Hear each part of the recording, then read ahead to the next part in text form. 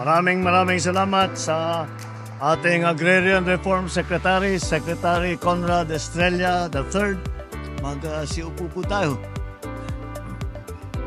Kasama din natin ang ating butihing senador, Senator Francis Tolentino, ang mga kasamahan natin sa House of Representatives, Pampanga 1st District Representative Carmelo Lasatin, Pampanga 3rd District Representative Dong Gonzales, Pampanga 4th District Representative Ana York Bundok Sagum, at ang ating host para dito.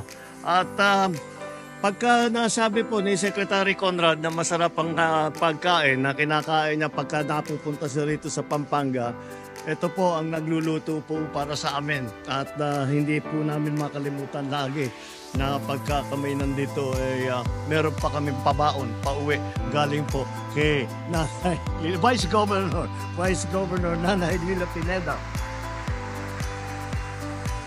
Ang Mayor ng Bacolor, Mayor Eduardo Dato, lahat ng ating mga opisyal sa lokal na pamahalaan, aking mga kasamahan sa pamahalaan, at ang pinakamahalaga na kasama natin ngayong araw na ito, kayo po ang mga Agrarian Reform Beneficiaries na sa wakas makakatanggap ng titulo at kasama na ang condonation para sa utang.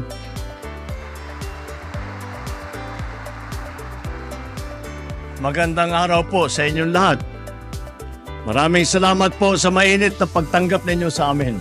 Sa tuwing nakikita ko sa aking kalendaryo na may nakalagay na Distribution of Certificate of Land Ownership Award o tinatawag na CLOA at kasabay ang Certificate of Condonation with Release of Mortgage o yung tawag naman natin ay COCROM. Talagang hindi ko mapigilan na bilangin ang mga araw hanggat ako'y makarating. Sapagkat ang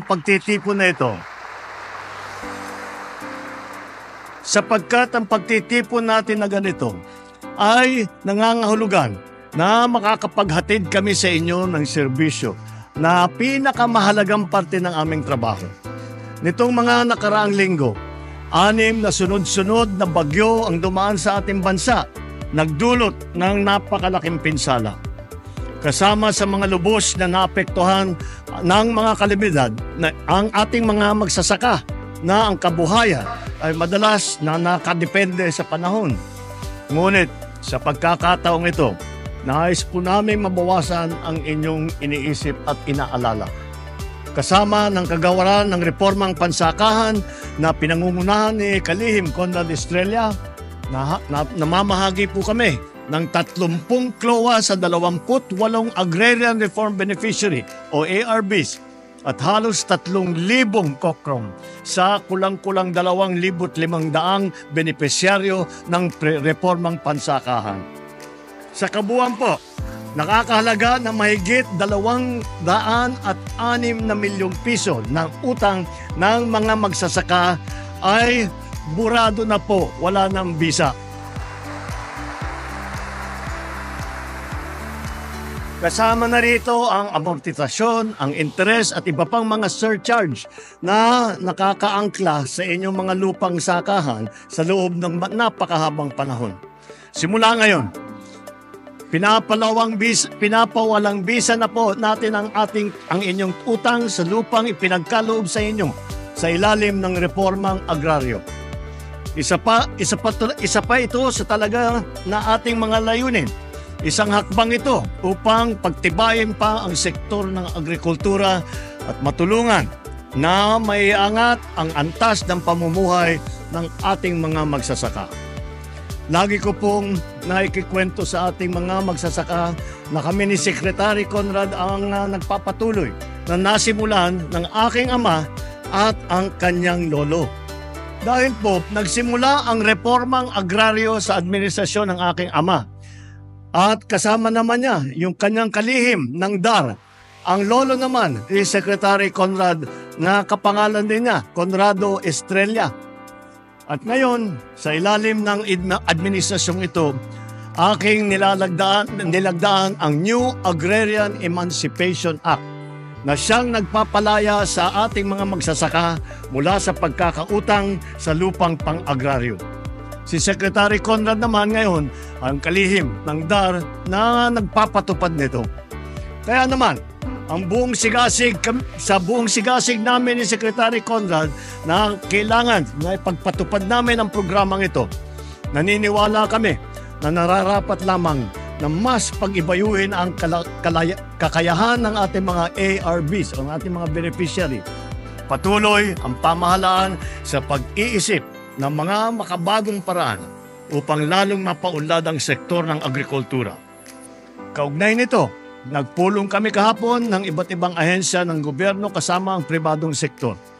Dito nagmungkahi ng mga hakbang na paramihin pa ang ating mga seedling nursery na sa buong bansa para mapaigting pa natin ang pagtatanim ng mga gulay at bigas.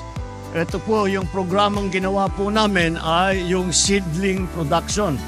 Para po ang ating mga magsasaka ay ang kanilang ginagamit na variety na itatanim, hindi lamang na palay, kundi pati na ang mga gulay, yung pinakamaganda at sapat na hindi na tayo nag-i-import. Nag-i-import pa tayo ng mga seedling, dapat kayang-kaya naman natin gawin dito sa Pilipinas. Kaya't yan po ang ating bagong programa para paramihin ang seedling production dito sa Pilipinas. Hindi na tayo mag-import at kasama dyan ang ating mga magsasaka. Pinakamagandang seedling ang kanilang gagamitin sa kanilang pagtatanim.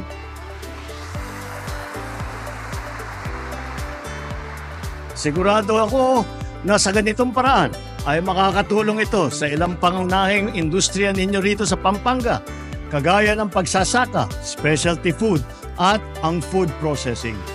At hindi lang pala rito, hindi lang kilalang mga Kapampangan. Nabalitaan ko ang inyong lalawigan ang pinakamalaking supplier ng itlog dito sa Central Luzon, na kumakatawan sa 17% ng kabuuang produksyon ng itlog sa buong Pilipinas. Sa tulong ng Partnership Against Hunger and Poverty Program ng gobyerno, isa sa mga kapuri-puring kontribusyon ng inyong probinsya ay ang patuloy na pagsusupply ng itlog sa ating mga persons deprived of liberty o yung tinatawag ng mga PDL sa mga bilangguan o BJMP na facilities. Ang programang ito ay isang halimbawa ng magandang pagtutulungan ng pribadong sektor at ng pamahalaan. Talaga naman pong napakalaki ang maitutulong ng kababayan natin Kapampangan sa pangkalahatang pag-unlad ng ating bansa. Ang mga proyektong gaya nito ay nag-uudyok sa amin na maging mas porsigido pa sa pag-abot ng tulong. Naway magsilbing inspirasyon din ang aming handog ngayong araw para sa panibagong yugto sa inyong mga buhay, kung saan hindi lamang kayo at ang inyong pamilya ang aasenso, maging ang buong bansa ay kasama ninyo sa inyong tagumpay.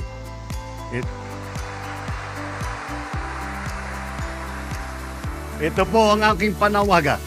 Magkaisa tayo sa pagtatanim ng mga binhi ng pag-asa para sa bagong Pilipinas. Muli, maraming salamat sa inyo lahat. Mabuhay ang ating mga magsasakang Pilipino! Mabuhay ang lalawigan ng Pampanga! Mabuhay ang bagong Pilipinas! Maraming salamat po, mahal na Pangulo!